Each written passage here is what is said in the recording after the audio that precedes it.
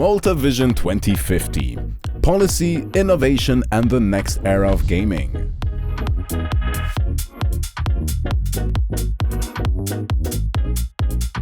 Hi everyone, Ivan, of course, please join us. Sorry. Thank you all for Sorry coming. about that. Hi. My name is Jonathan, and I'm from the Malta Vision 2050 team. I'll be moderating this panel, but I will give you a bit of a brief on what the vision actually is, because there are a lot of visions going on, here, a lot of things, vision this, vision that. Malta Vision 2050. And I guess the most important question at this point is not what Malta Vision is, but why we need a vision. There are so many documents, so many strategies, so many things going on. Why do we actually need a vision? And I think also, rightly so, many people would ask, why do we actually need a vision when Malta, relatively speaking, has been doing quite well over the last few years? Why not just keep going as we are, business as usual? The reality is, in today's world, where everything is digital and technology is going crazy and the geopolitical element won't even go in there, business as usual does not exist anymore. Business as usual is a thing of the past.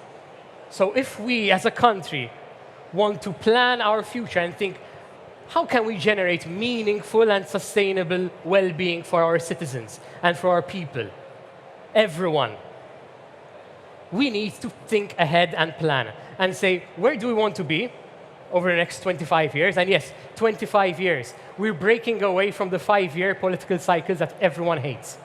It's long term. So let's think ahead, but also let's think about it practically. What do we need in terms of skills? What do we need in terms of technology? Where should our industries be going? Our environment, which is so important. And that's what Malta Vision is all about. And today, I'm really pleased to be joined by this distinguished panel of speakers. We're going to talk a bit about the vision, obviously in relation to gaming, and also wider investment and innovation. And then at the end, I'll really invite you all to participate as part of this consultation. It's for everyone. We want this to be everyone's vision. It's not a government's vision. It's not a party's vision. It's everyone. And everyone who has a stake in Malta should have a say in where you want the country to be over the next few years. So, here is my panel, and I'm going to start. Apologies, Evan, I'm going to start with you. Okay, thank you. Right away.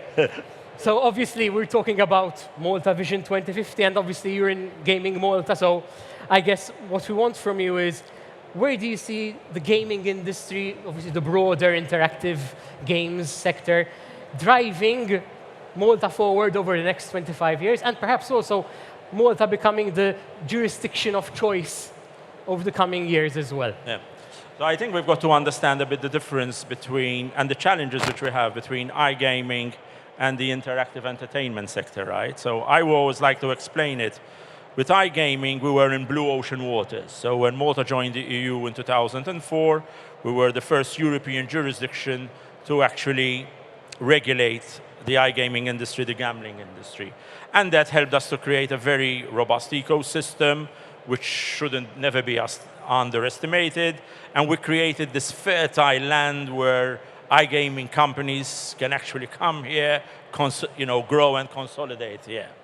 And today we've got a very strong consolidation. We've got the larger companies acquiring also other operators and bringing them to Malta. And we should never be actually stopping that. We should continue encouraging that. On the interactive entertainment sector, we were more in red ocean waters.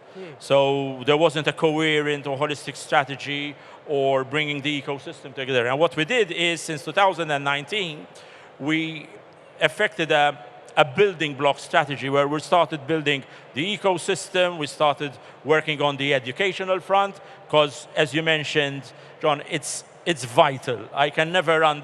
We should never underestimate that. There is a war for talent, and especially today with AI and all that, it's changing the name of the game, or rather it's changed the name of the game.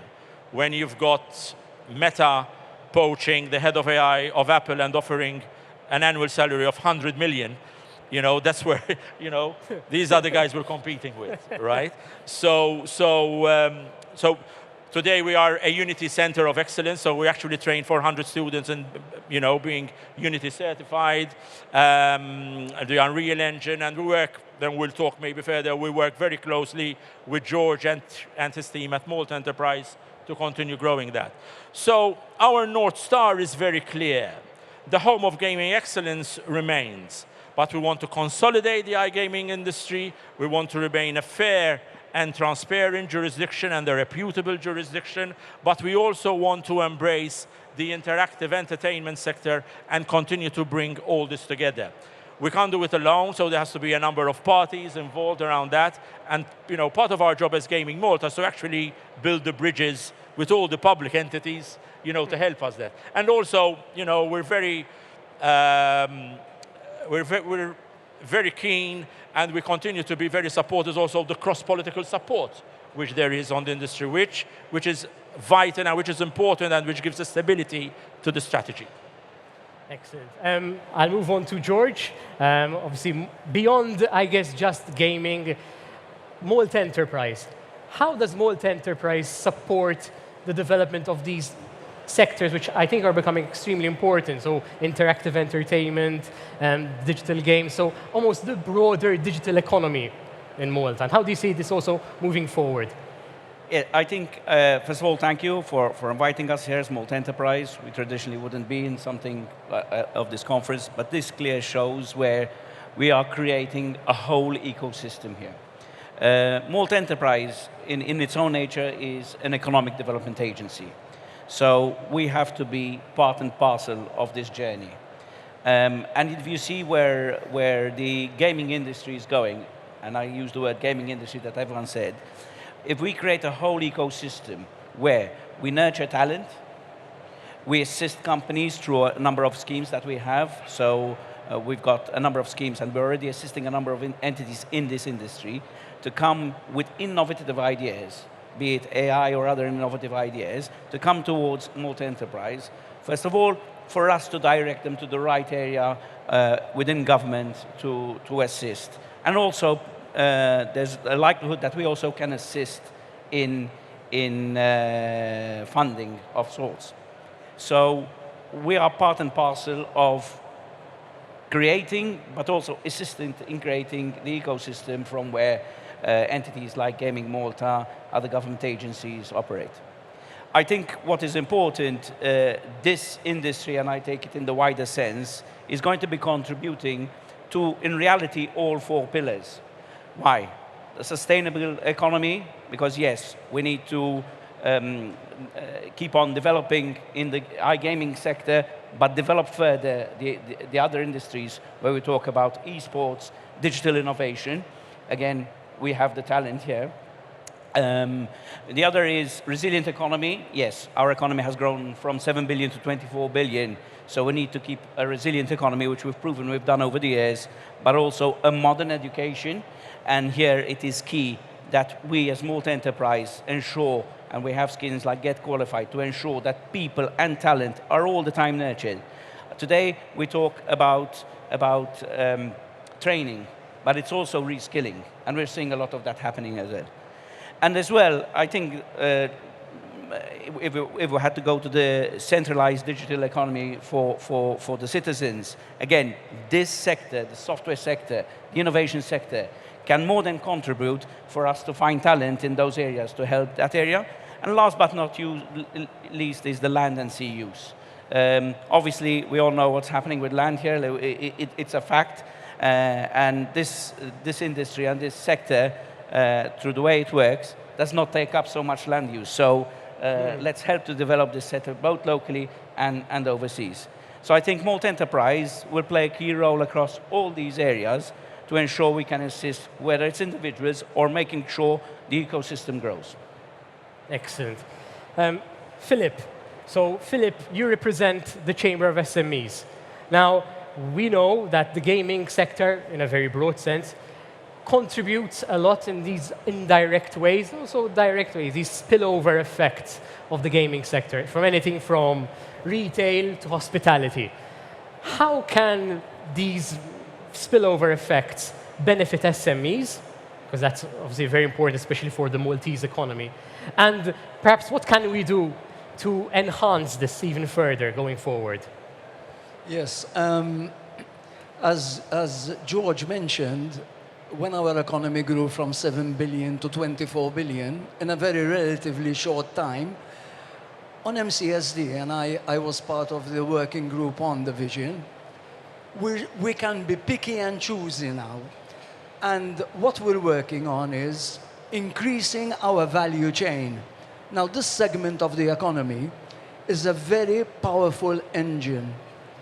And when it grows, it's going to move all the other small and medium enterprises that we represent, what we refer to as the derived demand, and the cycles of the derived demand, because essentially small businesses are users of this industry.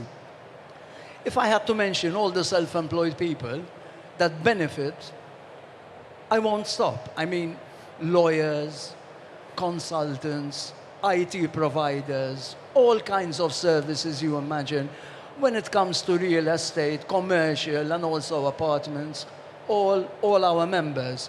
When it comes to hospitality, you don't stop. Essential commodities that are needed every day. So we even look at it, it's like another segment within our tourism. Now, we need to refine our economy, because when the growth we are enjoying now, obviously, there are certain segments that now we can start. Increase our value chain slowly, and slowly eliminate or retire other segments that we needed in the past. Now, the potential of this segment is enormous. This is such a mover to move the whole economy.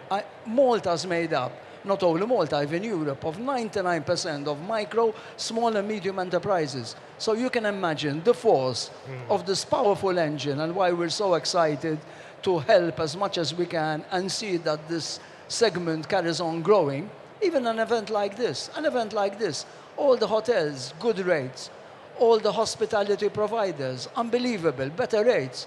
I mean, at the moment, there's a lot of talk, because we've just come out of youth tourism, 6 weeks, where you have a lot of boisterous youths and all that. I mean, this segment, obviously, can replace slowly, and we can eliminate the youth tourism and only keep the best of it. So we look at this industry as one of the most potential industries that will help small and medium enterprises grow further within the vision. Excellent. Thank you very much for that. So, Jerome, we heard already from other speakers about talent and skills. What can we do to ensure that we have the right skill set so that the sector as a whole, potentially even the economy as a whole, continues to grow in a sustainable way as we envision in the next few years? Thank you, Jonathan. So I will be focusing on talent, and eventually I would like to also comment on the need to have a bipartisan approach in this regard.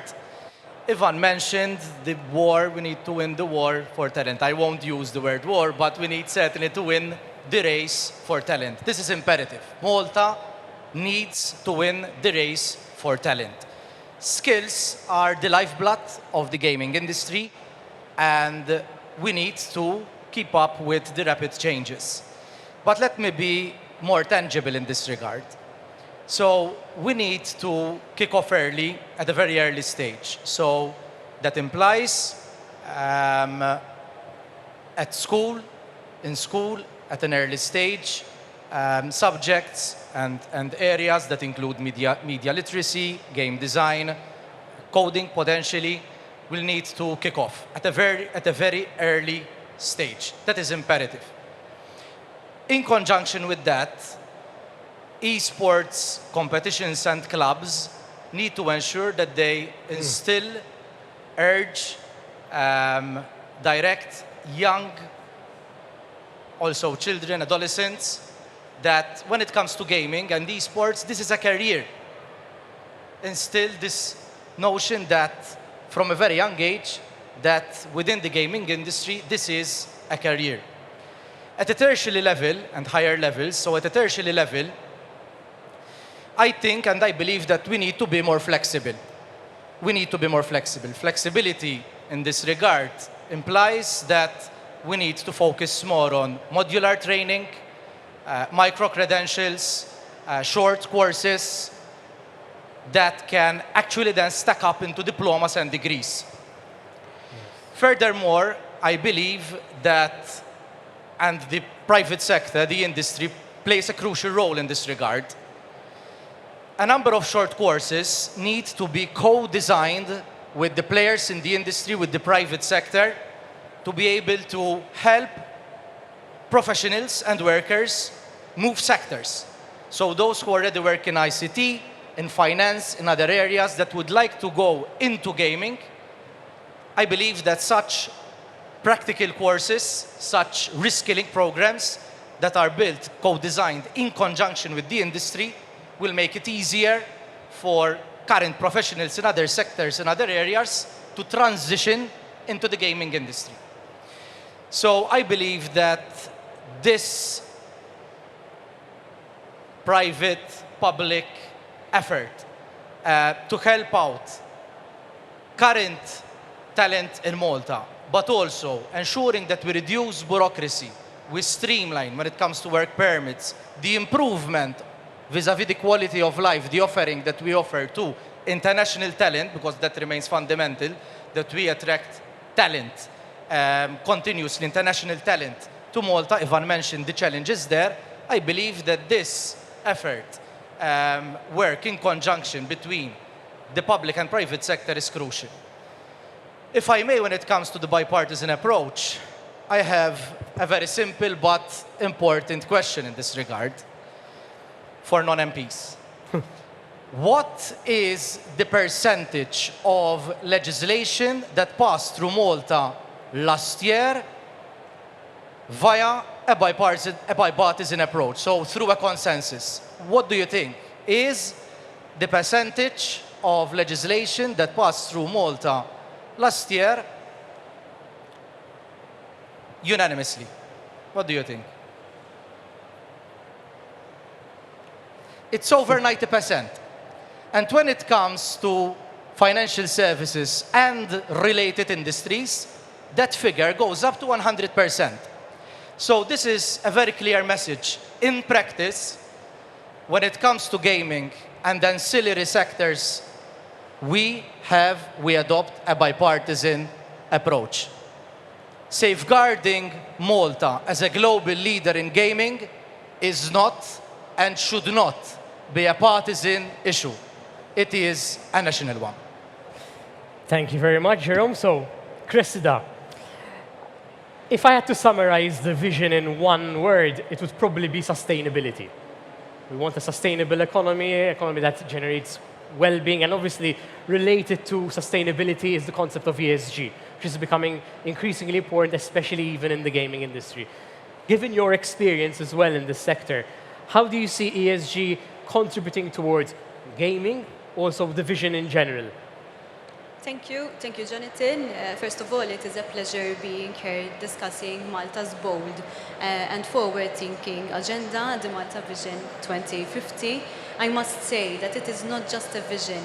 It is a commitment to reimagining our economic structure and even more so when it comes to the gaming industry to expand beyond the iGaming and to immersive technologies such as the eSports, the game development, and obviously other digital innovation as well.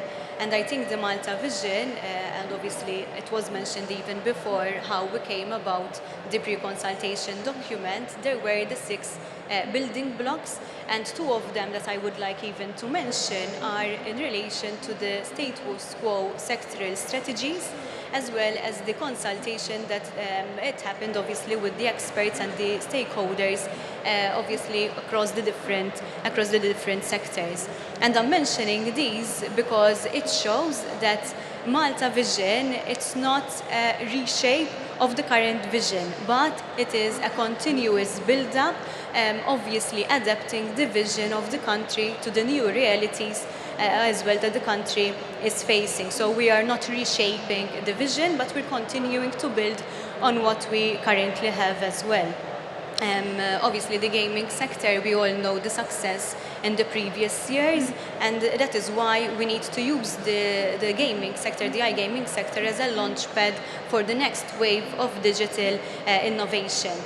Jonathan, you mentioned obviously the sustainability aspect, and I must say that obviously sustainability and also ESG are the main goal, I must say, that is manifested across the Malta Vision. So you find initiatives that are across all sectors that contribute to the green and also the blue economy, which shows obviously the commitment of the government towards sustainable, inclusive and also resilient economy. And obviously sustainability, it is not just a compliance checklist, because obviously you mentioned I come from the sustainability background as well in my professional career.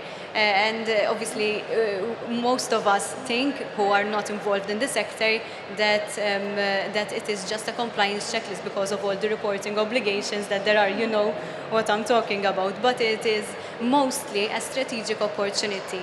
And I think for Malta, it is important because it embraces Malta as a forward-thinking jurisdiction to businesses and as well, obviously, to the high-value sectors such as the gaming sector, as well as the financial services and tech and other sectors as well. So sustainability is a very important goal that obviously comes across even the different sectors and the strategy as a whole. For the gaming sector, I cannot not mention the Malta Gaming Authority and the Code of Conduct that they launched in recent years. I think it is a very important toolkit for the gaming operators, because obviously it focuses on social responsibility, it focuses on ethical governance, and although not that obviously focused on, but obviously it is an emerging focus, is also the environmental consideration that obviously the license operators need to have in mind as well. And I think the code of conduct is important because it is creating an environment whereby the licensing and operational standards are taking into consideration the ESG element as well. And that is very important to make sure that the gaming industry is future fit, because obviously sustainability is here with us, and obviously it will continue to be an important topic in the years to come as well. Obviously, Jerome, my colleague, mentioned it as well. This needs to have bipartisan support, because obviously it is a country vision.